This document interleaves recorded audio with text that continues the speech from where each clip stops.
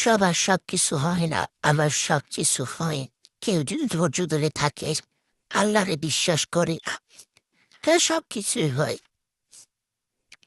আমি দেখছি, যেদিন আমি খুব একা থাকি, তখন আমি মনে মনে সৃষ্টিকর্তাকে ডাকতে থাকি।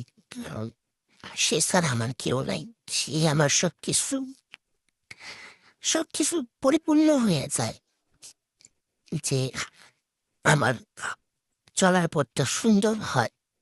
আমি প্রতিনিয়ত ভাবি যে আমরা এই যে কত গুনাহ করি, কত পাপ করি বা কত কিছু করতেছি, তার থেকে মুক্তি পাওয়ার একজন মানুষই আছেন, তার কাছে ক্ষমা চাওয়া। আমার যদি কোনো ভুল ত্রুটি হয়ে থাকে, তার কাছে আমি মনে মনে ক্ষমা চেয়ে আনি, আল্লাহ তুমি আমার মাফ করে দিও। কারণ আমি এই চলার পথে অনেক ধকল হয়েছে, অনেক কিছু হয়েছে, তারপরও আমি আর ভেঙে পড়ি নাই। কেননা ভেঙে পড়াটা সমাধান না, উঠে দাঁড়ানো, সোজা হয়ে দাঁড়িয়ে আবার নতুন করে শুরু করা, এটা আমি সফল। তো আমি বলবো, যারা আসছেন, ছেলে বলেন মেয়ে বলেন, কখনো ভেঙে পড়বেন না।